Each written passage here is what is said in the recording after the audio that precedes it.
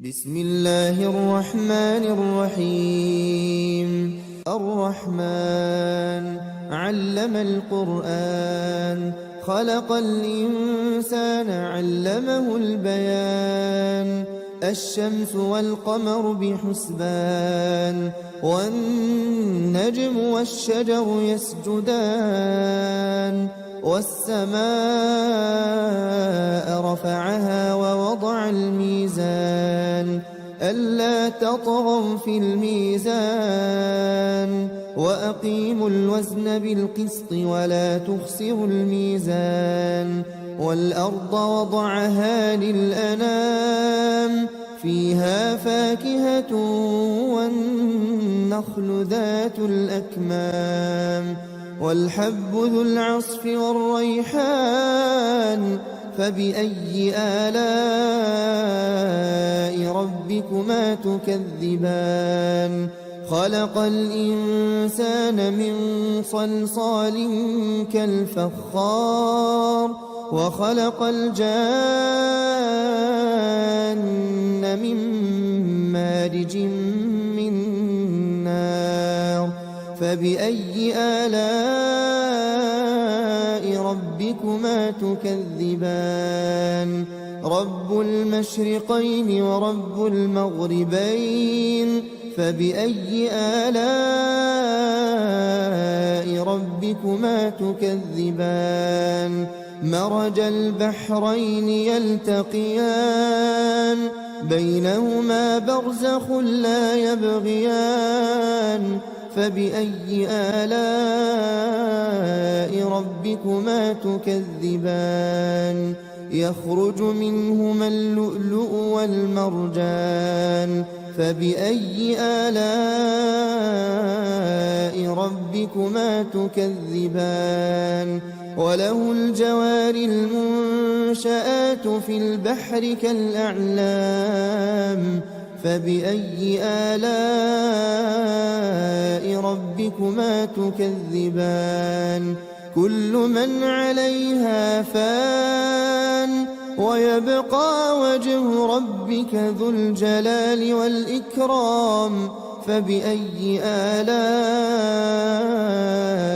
ربكما تكذبان. يسأله من في السماوات والأرض كل يوم هو في شأن. فبأي آلاء ربكما تكذبان.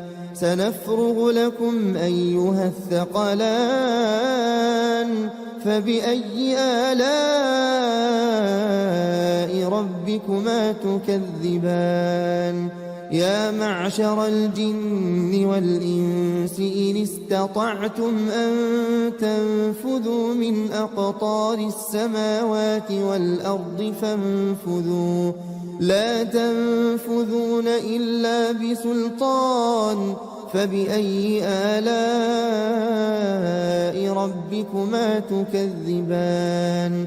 يرسل عليكما شواظ من نار ونحاس فلا تنتصران. فبأي آلاء ربكما تكذبان. فإذا انشقت السماء فكانت وردة كالدهان. فبأي آلاء ربكما تكذبان. فيومئذ لا يسأل عن ذنبه إنس ولا جان. فبأي آلاء ربكما تكذبان.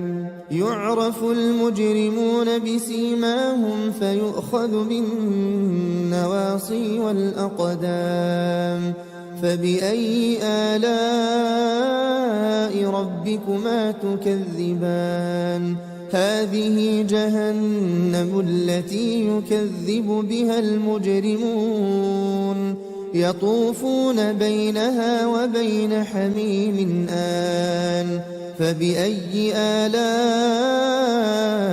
ربكما تكذبان.